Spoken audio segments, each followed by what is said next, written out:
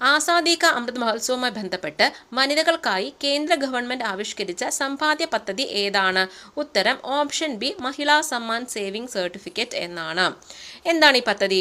2023 കേന്ദ്ര ബജറ്റിലാണ് ഈ പദ്ധതി പ്രഖ്യാപിച്ചത്.